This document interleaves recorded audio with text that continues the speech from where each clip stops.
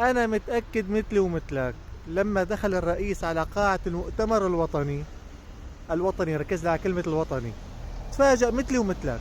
تفاجأ بهالوجوه النيرة يلي لقاها مدعوة لهيك مؤتمر وجاي تحكي باسم الشعب السوري.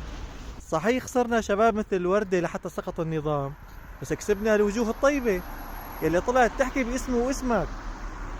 ايه، طلعوا يمثلونا هدول.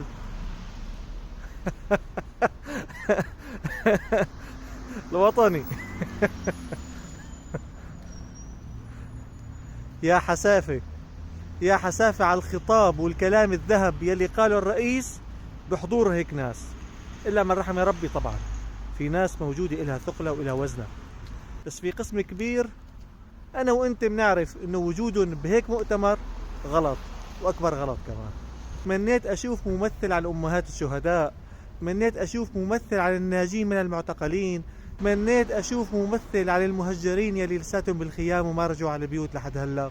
تمنيت أشوف ممثل عن المجاهدين الأبطال الحقيقيين والثوار الحقيقيين. بدنا نرضي الدول كلها وبدنا نرضي الغرب، كله على حساب شعبنا، كله على حساب تضحيات هالشعب المسكين يلي ذاق الويلات خلال 14 سنة.